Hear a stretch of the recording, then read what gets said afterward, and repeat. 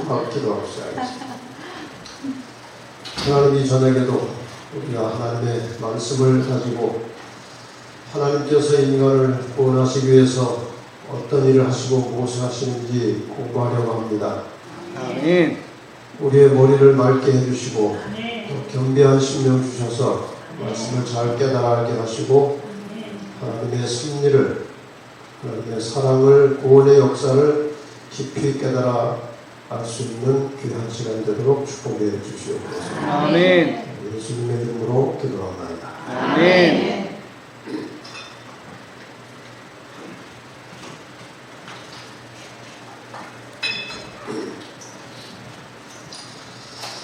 하루가 즐거우셨습니까? 네. 이 주제가 하는 이 율동하고 이 모습이요, 이게 명품이거든요, 명품.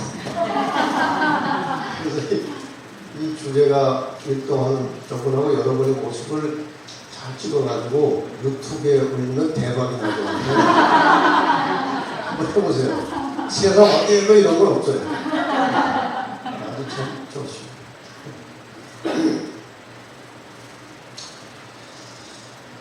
오늘은 그 긴 역사를 축소해서 공부하려고 합니다.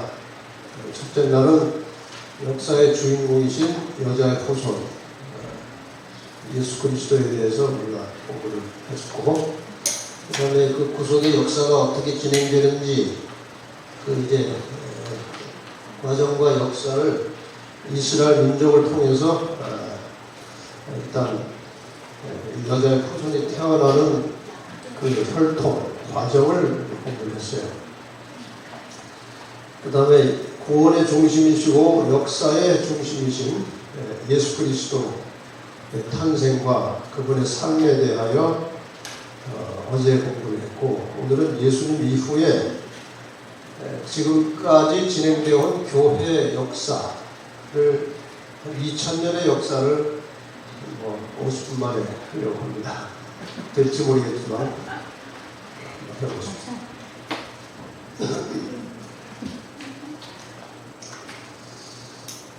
사도 바울이 고린도전서 15장 3절 8절에 이와 같은 말씀을 했습니다.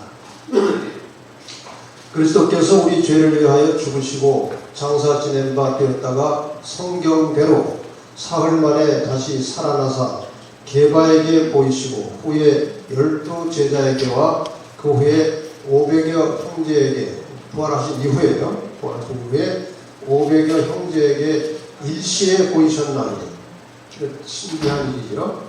500사람에게 일시에 보이신 것은 그 신성의 능력입니다.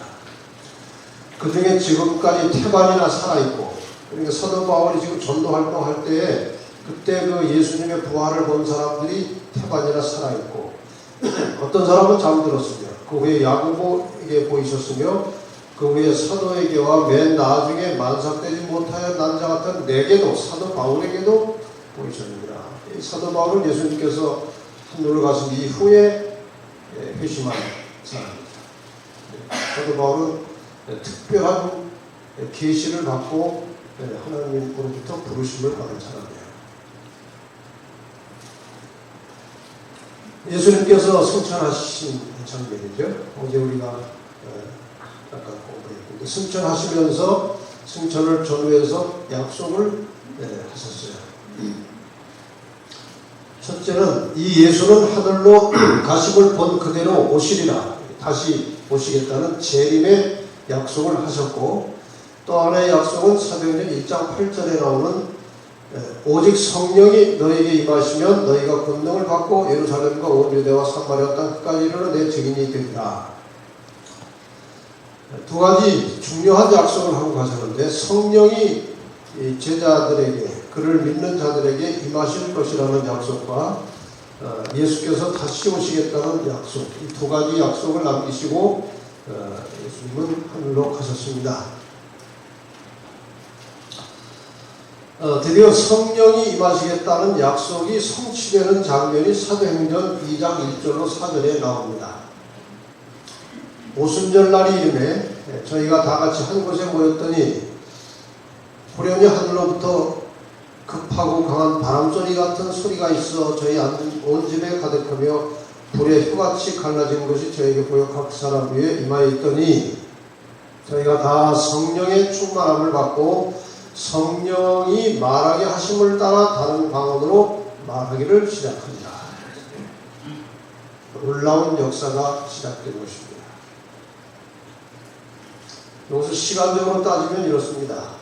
1월 14일에 금요일에 예수님께서 6월절 날 십자가에 돌아가셨고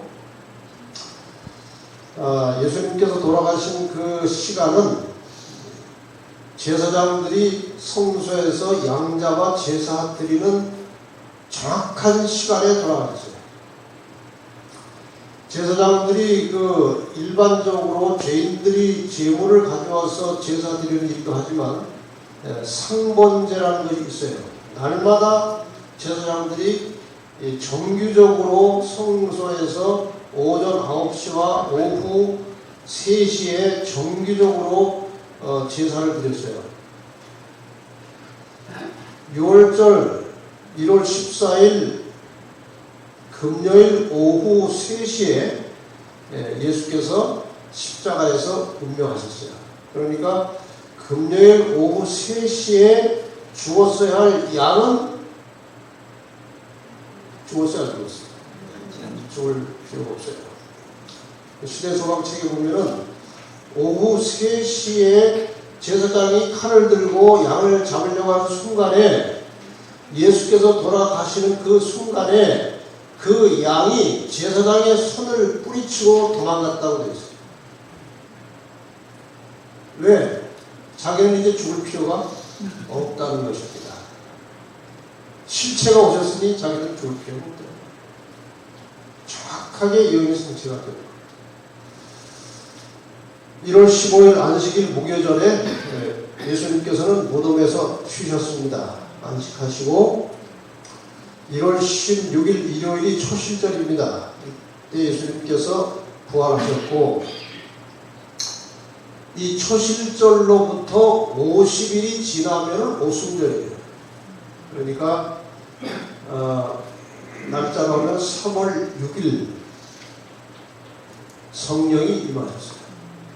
그러니까 예수님께서 부활하시고 40일이 지난 다음에 하늘로 가셨기 때문에 부활하신 지 열흘 만에 성령이 오신 거예요. 이 지상으로 하나님의 신실한 제자들에게 성령이 임하셨고 성령을 받은 제자들이 나가서 이제 큰 능력으로 복음을 전하기 시작한 것입니다. 얼마나 능력이 있는지 몰라요. 성령을 받은 제자들이 나가서 전도할 때 큰 능력이 나타났습니다. 사도행전 2장에 그 역사가 나옵니다. 또 여러 말로 확증하며 권하여 가로되 너희가 이 폐역한 세대에서 구원을 받으라 하니 제자들이 이제 성령 충만한 제자들이 전하는 거예요. 그 말을 받는 사람들은 침례를 받으며 이날에 하루에 제자의 수가 3,000이나 더하더라. 저희가 사도의 가르침을 받아 서로 교제하며 떡을 떼며 기도하기를 전혀 힘쓰니라. 날마다 마음을 같이하여 성전에 모이기를 힘쓰고 집에서 떡을 떼며 기쁨과 순전한 마음으로 음식을 먹고 하나님을 찬미하며 또 온 백성에게 칭송을 받으니 주께서 구원받는 사람을 날마다 더하게 하시니라. 날마다 몇 명씩 더해지는 겁니까? 수천 명씩 더해지는 겁니다. 그런데 제자들이 능력을 받아서 큰 외침을 할 때에 그 수천 명씩 하루에 돌아오는 사람들은 과연 누구였느냐 하는 거예요. 어떤 사람들이 돌아오느냐 하는 겁니다. 아무나 돌아오느냐? 그렇지 않아요.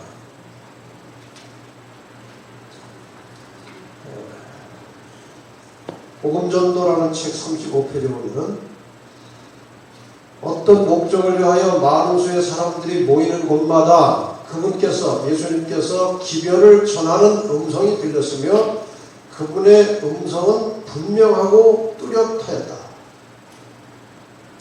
이 복음을 전하는 사람들은 말을 얼버무리면 안 돼요. 아주 정확하고 똑똑한 말로 복음을 전해야 돼요. 여러분 중에 혹시 그런 은사를 받은 분들은 복음 전하는 일을 하세요. 제가 보니까 몇 분들이 그런 은사가 있어. 말을 정확하고 똑똑하게 할 줄 아는 사람들은 복음으로 모정하고 그 은사로 복음을 전하면 굉장히 효과가 있다는 거예요. 그 결과로 예수님께서 많은 사람들에게 하늘의 기별을 전한 그 결과로 십자가의 죽으심과 승천 이후에 수천 명이 하루에 회개할 수 있게 되었다. 더 구체적으로 말하면 그리스도께서 뿌리신 씨, 말씀은 마음속 깊이 심어지고 싹이 터서 제자들이 성령의 은사를 받았을 때에 수확을 거둬들일 수 있게 되었다. 이해가 가십니까? 예수님께서 계시는 동안에 수많은 사람들에게 하늘의 복음을 아주 분명하게 전하셨어요. 그때 마음밭에 그 하나님이 주시는, 예수님 주시는 말씀을 받아들여서 간직했던 사람들이 있어요. 당장 회심을 하지 않았어요. 왜? 관원들이 무서워서, 눈치가 보여서 회심하지 않았어요. 그러나 마음속에 진리를 간직하고 있었어요. 그 진리를 간직하고 있을 때 그 진리가 계속 움직이고 싹이 트고 있었을 때에 성령이 임하셔서 제자들이 성령의 능력으로 나가서 외칠 때에 그 말씀을 받고 씨앗이 여기서 움틀거리고 있던 사람들이 회심해서 수천 명씩 돌아온 거예요. 앞으로 이 마지막 때에 이른비 성령, 제자들에게 내렸던 이른비 성령보다 더 강력한 늦은비 성령이 임할 것이라고 성경 여러 곳에 약속되어 있습니다. 이것은 마지막 때 추수를 위해서 내려주신 하늘의 선물이에요. 그때 어떤 사람들이 돌아올 것인가? 지금 이 시대에 이렇게 말씀의 씨앗을 뿌리는, 이 진리를 전파하는 말씀들을 많이 듣고 진리를 갈급하고 하나님의 말씀을 찾아 움직이던 사람들이 그때에 가서 성령의 능력으로 성령 받은 사람들이 크게 외칠 때에 그것이 회심의 계기가 되어서 돌아오는 사람들이 많을 것이고, 그 말씀의 씨가 뿌려지지 않은 사람들은 성령의 역사가 와도 반응하지 않는다는 거예요. 여러분 지금 온전하게 예수를 믿을 만한 형편이 못 되더라도 말씀을 계속 달게 받고 감직하고 말씀을 사모하는 습관을 가지시면 조만간 언젠가 하나님께서 불러내실 것입니다. 아멘. 하나님의 약속이에요. 그렇게 복음이 전파돼 나가다가 스데반이라고 하는 신실한 집사가 순교를 당하게 되었습니다. 스데반이 순교를 당할 때에 그 순교를 주도했던 사람이 사도 바울이에요. 사도행전 8장 1절에 사울이 그의 죽임 당함을 마땅히 여기더라. 그날에 예루살렘에 있는 교회에 큰 핍박이 나서 사도 외에는 다 유대와 사마리아와 모든 땅으로 흩어지니라. 그러니까 예루살렘에 머물러 있던 복음이 스데반이 노려받아 죽음으로 더 이상 예루살렘 안에만 머물러 있지 않고 바깥으로 복음이 퍼져나가기 시작했습니다. 이방으로까지. 그것이 서기 34년이에요. 스데반이 순교한 것이. 이렇게 해서 이제 핍박이 시작되었어요. 하나님을 믿는 신실한 사람들에게 핍박이 시작된 것입니다. 얼마 후에 이제 교회가 상당한 이제 수를 많이 갖게 됐어요. 교인들을 많이 확보하게 되었을 때에 사탄이 가만히 있을 리가 없죠. 교회를 이제 청소하려고 하는 것입니다. 이 땅에 교회가 남아있는 한 자기 자리를 이끌어온 거예요. 그래서 사단이 로마의 황제 네로 황제를 충동시켜서 네로 황제로부터 시작해서 약 10대에 걸친 10대에 걸친 로마 황제들이 예수 믿는 사람들을 집요하게 핍박하고 죽이고 기독교를 이 땅에서 쓸어버리려고 하는 전략이 시작된 것입니다. 이 로마에 있는 원형극장은 여러 가지 공연도 있었고 행사들이 있었지만 가장 유명한 장소로서는 기독교인들을 잡아다가 순교하게 한, 죽게 만든 대표적인 장소가 이 로마의 온영극장이에요. 여기에 이제 맹수들을 굶겨서 지하에 두었다가 예수 믿는 사람들 간단하게 재판해서 회심하지 않으면, 마음 돌이키지 않으면 데려다가 이렇게 많은 사람들이 복용하는 가운데 예수 믿는 사람들 이제 맹수에 찢겨 죽이거나 십자가에 불태워 죽이거나 이런 일들을 한 것입니다. 이렇게 해서 이 로마 제국에 의해서 수많은 그리스도인들이 순교를 당했습니다. 근데 순교를 안 할 수 있는 방법도 있었어요. 그리스도인이라고 하는 혐의가 발각되면 데려다가 재판합니다. 뭐 여러 기록들이 있지만 순서는 이렇다고 기록되어 있어요. 술잔을 하나 따라가지고 잔에다 술을 따라가지고 황제를 섬기는 신상 앞에 가서, 제단 앞에 가서 술을 따라 부으면서 예수를 부인하면 살려줬어요.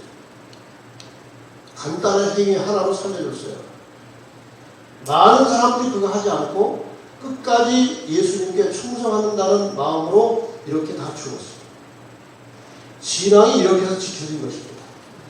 말씀이 이렇게 해서 보존된 거예요. 아멘. 네. 근데 오늘 우리는 너무나 쉽게 타협하고 있어요. 이분들한테 아주 미안해. 이분들은 목숨까지 바쳐서 순결하게 진리를 지켰는데 우리는 너무 쉽게 타협을 하는 거예요. 자, 이렇게 교회가 핍박을 당하는 동안에 엄청난 일이 하나 벌어졌어요. 그것이 하나님을 예배하는 날짜를 바꾼 것입니다. 이게 간단한 일이 아니에요. 선악의 대쟁투 역사 속에서 하나님을 경배하고 하나님을 예배하는 하나님의 계명 속에 명시된 예배일을 바꾼 것은 기독교 역사의 치명적인 문제였어요. 근데 많은 사람들이 이 배경을 잘 모릅니다. 그래서 오늘 이 이야기를 조금 자세하게 하려고 해요. 서기 128년경에 예수님께서 하늘로 가신 지 대략 100년 정도 지난 후에 두세 대가 지나갔어요. 그 당시 로마는 하드리아누스라는 황제가 있었고 아주 정치를 잘하는 황제였습니다. 로마는 그 당시에 여러 나라들을 통일시켜서 다 이렇게 각각의 나라들을 다 다스리고 있었어요. 로마 제국이 다 그 지역 전체를 통할하고 있었어요. 근데 이 하드리아누스가 이 나라 저 나라를 방문하면서 유화 정책을 썼어요. 너희 원하는 게 뭐냐? 하고 하나씩 소원을 들어주고 반란하지 말고 조용하게 잘 살아. 이런 식의 유화 정책을 썼어요. 유대인들이 가장 골치 아픈 사람들이었어요. 너희들 소원이 뭐냐? 무너진 성전을 다시 재건하게 허락해달라.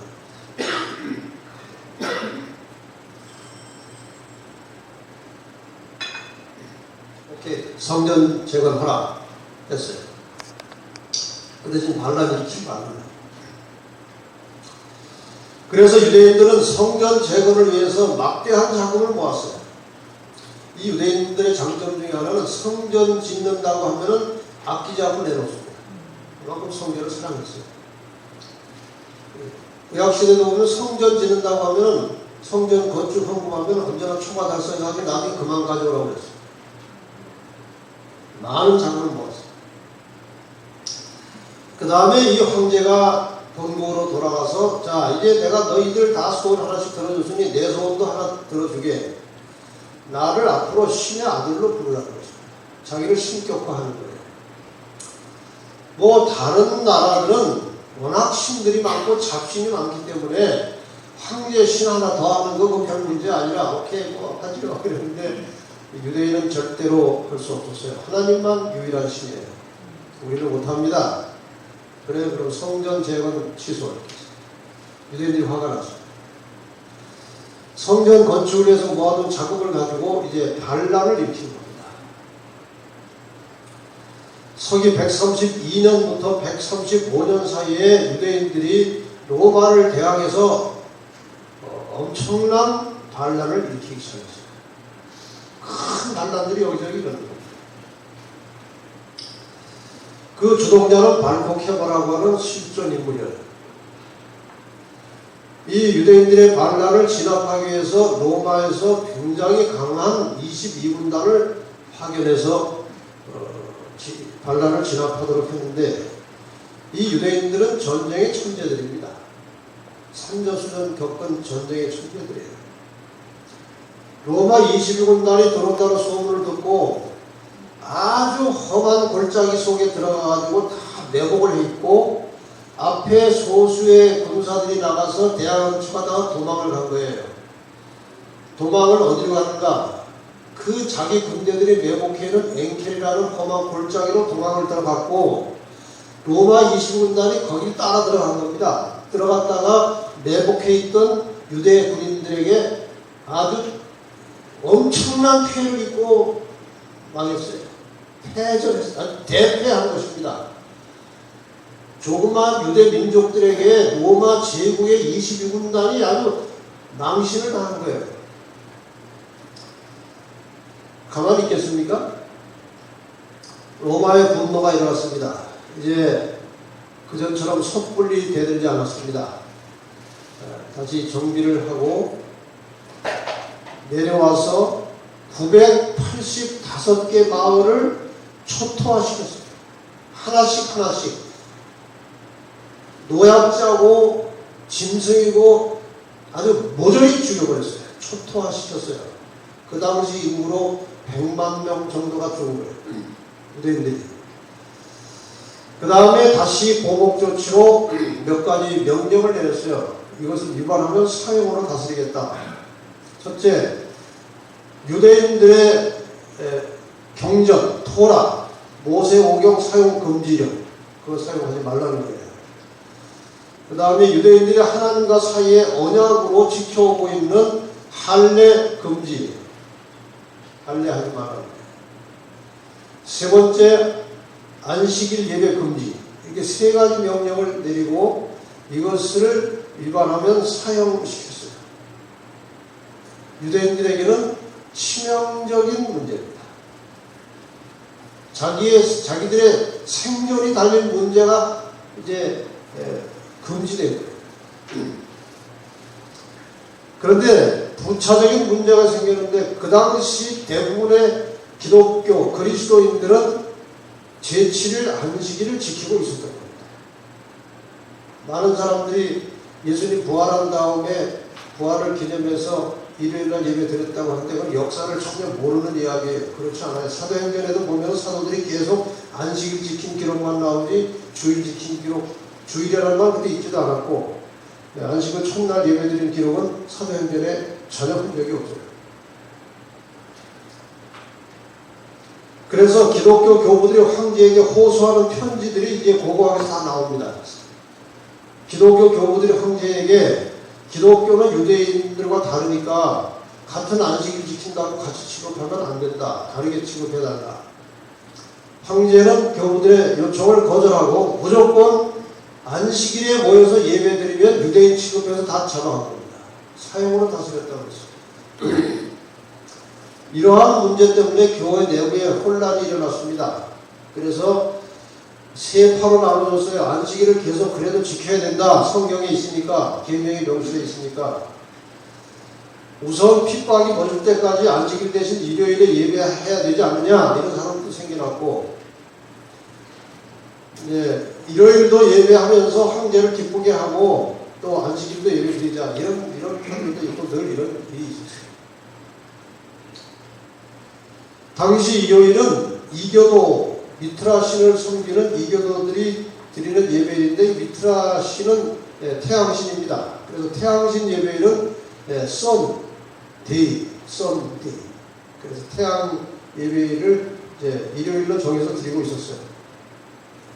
그래서 그리스도인들이 일요일 예배 지키는 것은 자기들의 풍습과 도무지 맞지 않는 거기 때문에 거부하기도 하고 뭐 휩쓸려 지키기도 하고 아주 복잡한 상황이 이때 일어난 겁니다.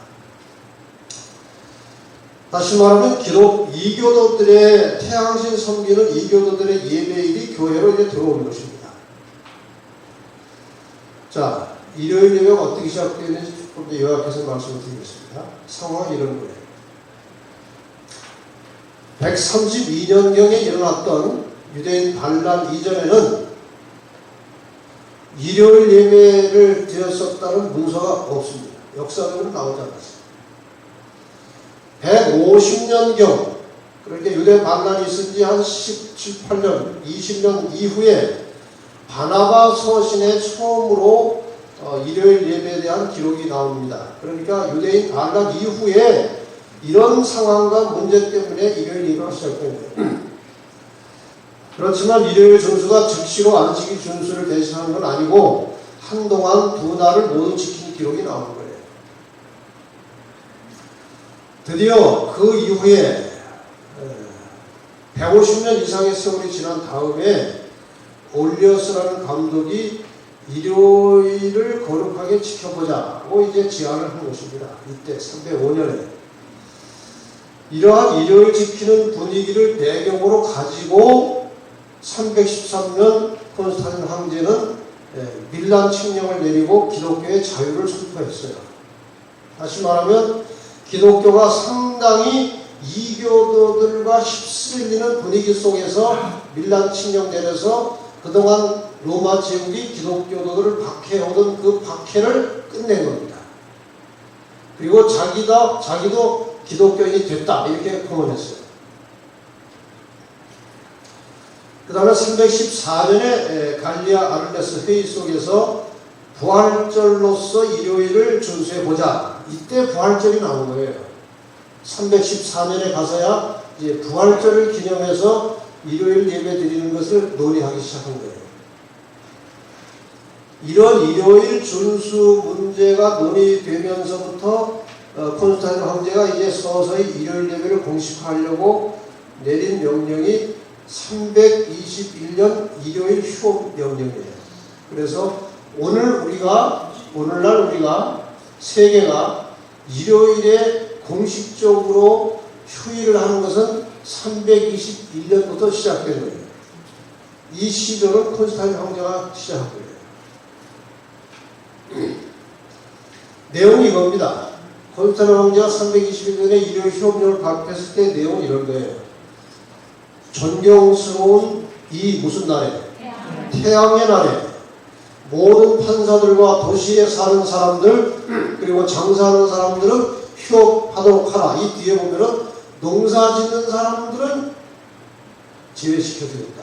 왜? 비가 오고 해가 나는 일을 마음대로 조정할 수 없기 때문에 농사 짓는 사람들 제외하고는 다 일요일에 휴식하라는 거예요. 휴업하라는 거예요. 이렇게 일요일을 공식적으로 쉴 수밖에 없는 상황 속에서 325년 니케아 종교회의에서 일요일을 부활절로 성수하도록 결의를 했어요. 그 다음에 343년 사르디카 회의에서 일요일을 그냥 부활절을 기념하는 정도가 아니고 신성한 날로 거룩한 날로 지킬 것을 요청하면서 이때부터 주의 날이라는 단어를 쓰기 시작합니다. 주일이 여기서 나온 거예요. 주의 날. 마침내 364년 라오디게아 종교총회에서 이제 공식적으로 일요일 예배를 안식일로 대체하는 결의를 했어요. 내용은 이겁니다. 그리스도인들은 유대화하거나 토요일, 안식일에 게을러서는 안 되고 이날에 일을 해야 할 것이지만 이날이 안식일입니다. 주의 날은 특별히 존중히 여기고 그리스도인이 되었으니 이날에 일하지 말 것이다. 이렇게 해서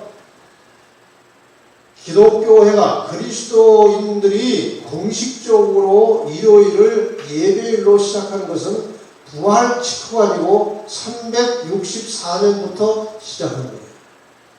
이것이 역사입니다. 많은 사람들이 이걸 잘 몰라요. 알려고 하지도 않아요. 너무나 오랫동안 들어진 일이기 때문에. 결국 기독교는 콘스탄틴 황제에게 속았다는 것이 역사적 비평이에요.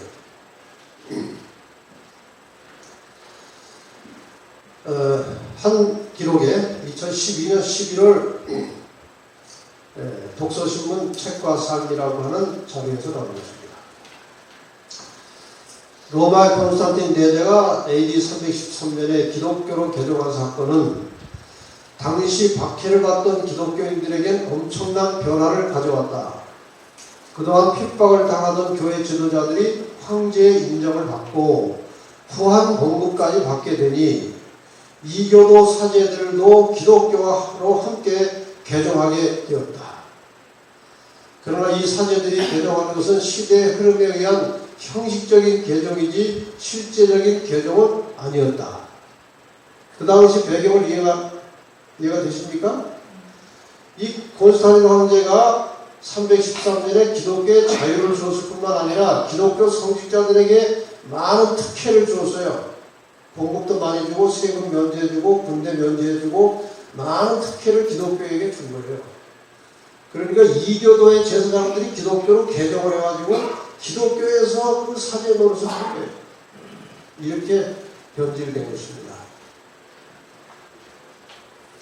이제 기독교는 이교도들이 워낙 많이 이제 기독교로 개종을 하니까 단지 명목상 그리스도인을 가정한 사람들이 다수를 이루고 큰 비율을 이루고 주류를 이루게 되었다. 그들은 전에 이교도일 때와 다를 바 없었다. 오류와 타락이 홍수처럼 교회에 밀려들었다.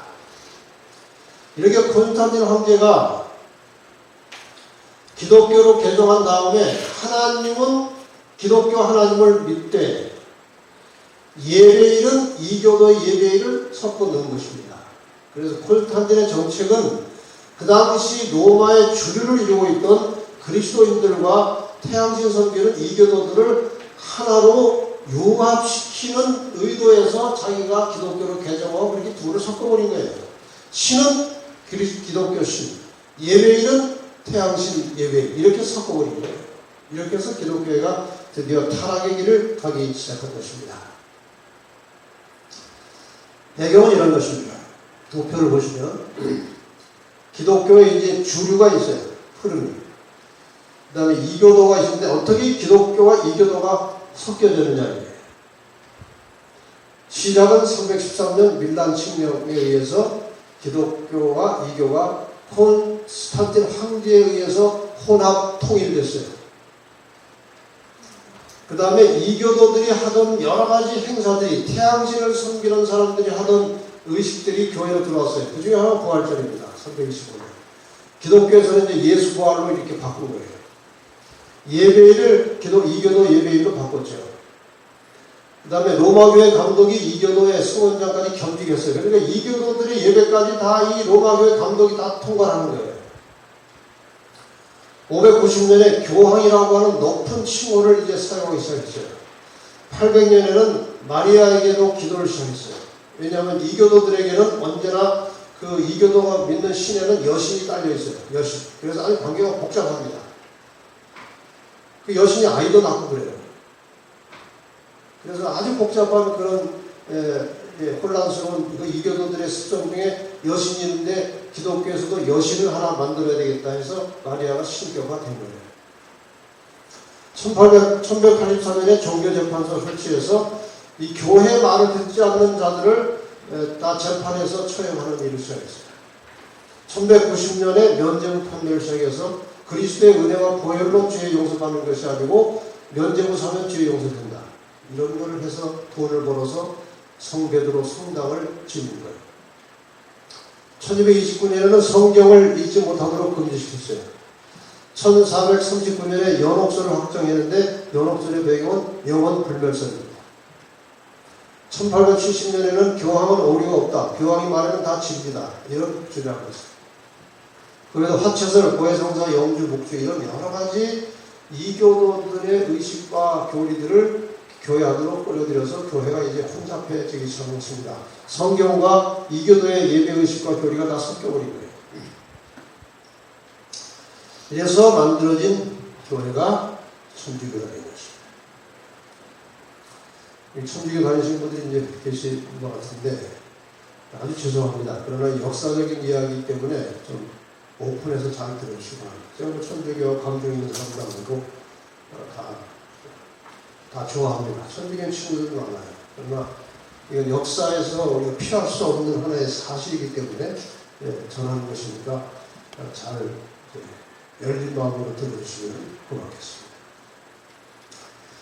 여기 1517년에 이제 종교개혁이 일어나서 다시 개신교, 기독교가 이렇게 개신교로 돼서 이렇게 기독교가 이교와 섞이면서 두 갈래로 나누어져서 하나는 천주교가 되고 하나는 개신교가 된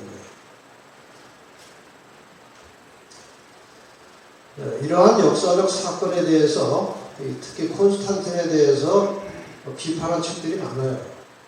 다빈치 코드라는 소설이 유명한 소설이 몇 년 전에 한참 돌았죠.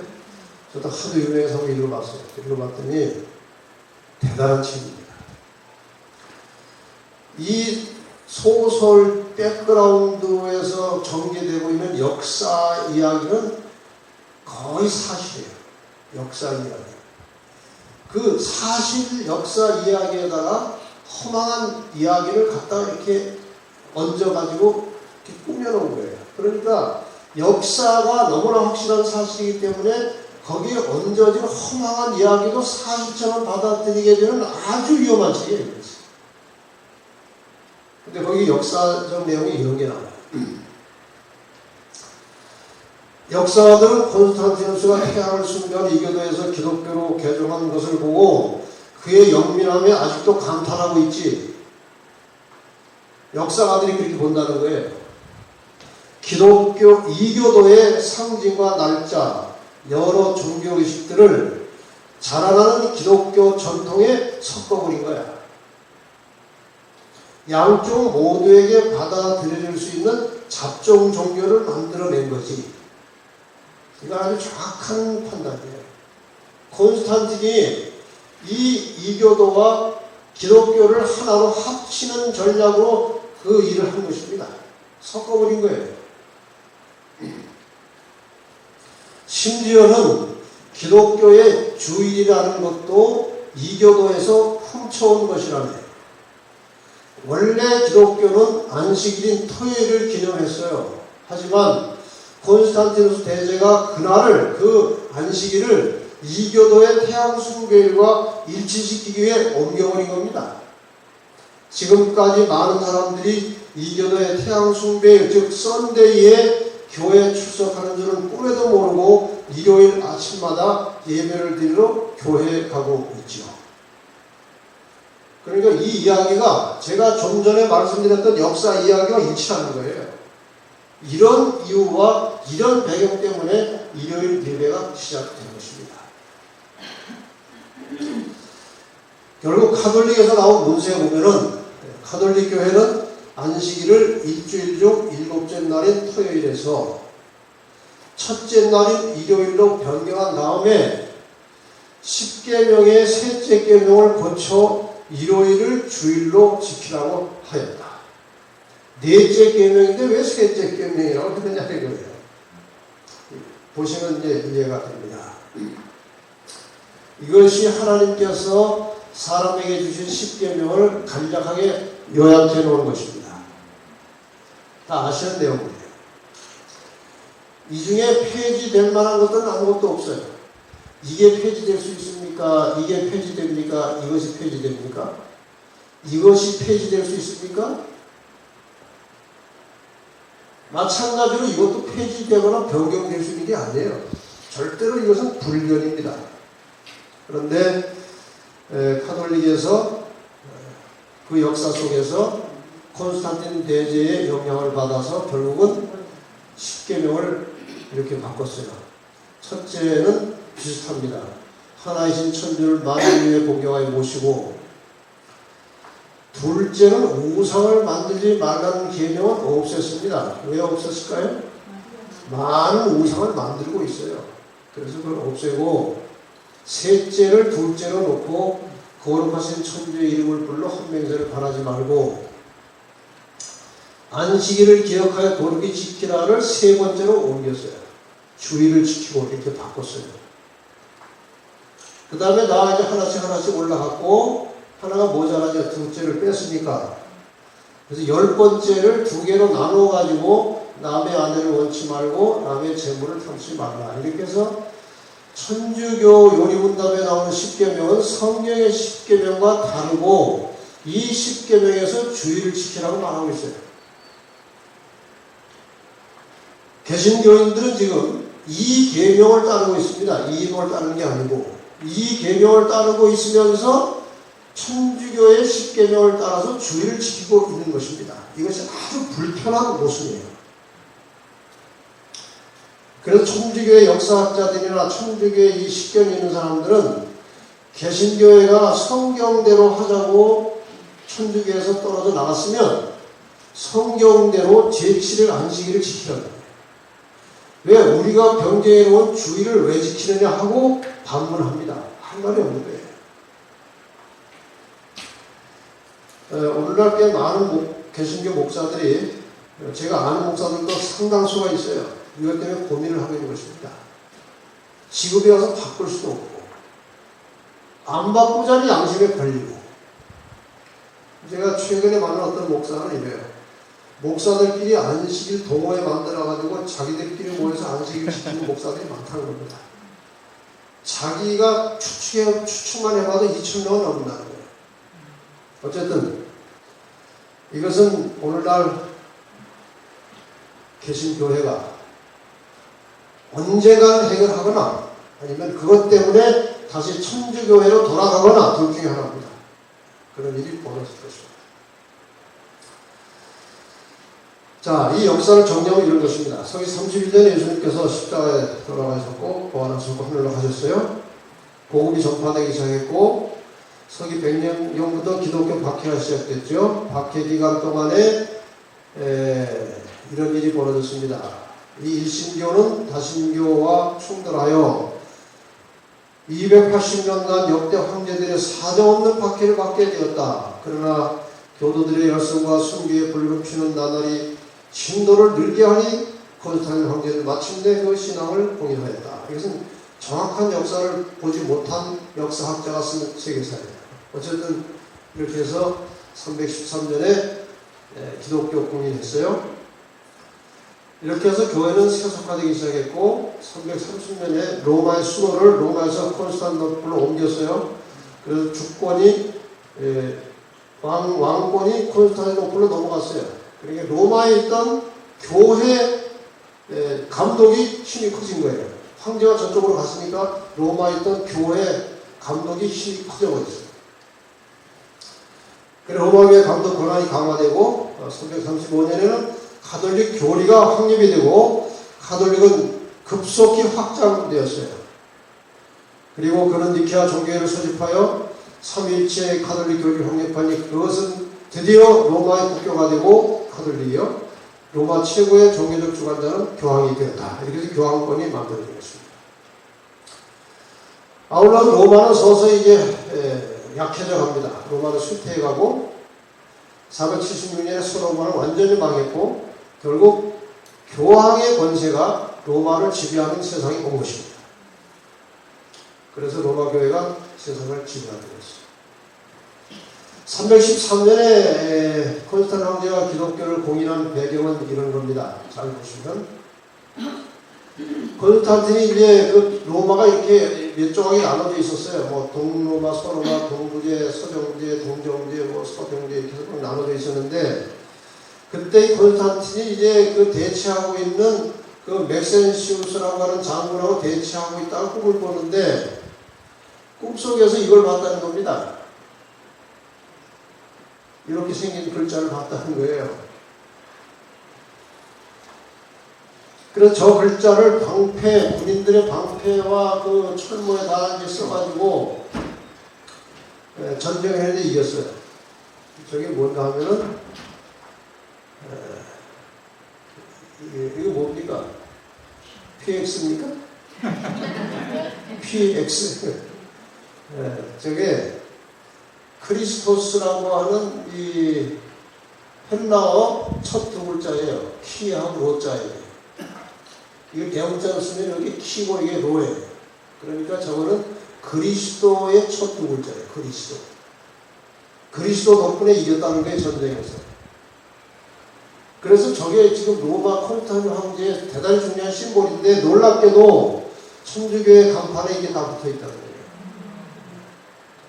어디 가나 다 붙어 있어요. 저거. 거기에 연결된 거예요. 이렇게 해서 로마 교회가 이제 정권과 교권을 잡게 되면서부터 이 세상은 암흑천지가 되었습니다. 과학도 그렇고 교회도 그렇고 암흑세상이 됐어요. 무수하게 많은 그리스도인들이 무고하게 잡혀가서 고문받고 죽고 이런 정말 피해 역사가 되는 거예요. 이런 식으로 고문을 해서 사형에 처하는 하나의 그 만평이에요. 이제 이게 성찬할 때 떡을 들고 이것이 실제 예수님의 살이고 포도주는 실제 피인 거 맞냐? 여기 그리스도인이 잡혀와가지고 아닙니다. 그거는 상징입니다. 이렇게 하는 거예요. 그래? Burn this health. 이 이단도 역시 화형에 처하라. 이런 식으로 수많은 그리스도인들이 죽은 거예요. 나중에는 이제 숨어서 고문실에서 하지 않고 너무나 사람이 많으니까 백주의 대로에서 이런 핍박을 하고 목을 쳐 죽이고 하는 일들을 많이 했고 그림 그리는 사람들이 그 장면을 다 그림으로 남겨놔서 많이 나오는 거예요. 이것이 어두운 역사의 세계예요. 이런 역사 속에서 마침내 종교개혁이 시작된 것입니다. 1517년에 루터가 종교개혁을 시작했어요. 루터는 1515년에 어느 날 성경책을 어디서 먼지 묻은 성경책 하나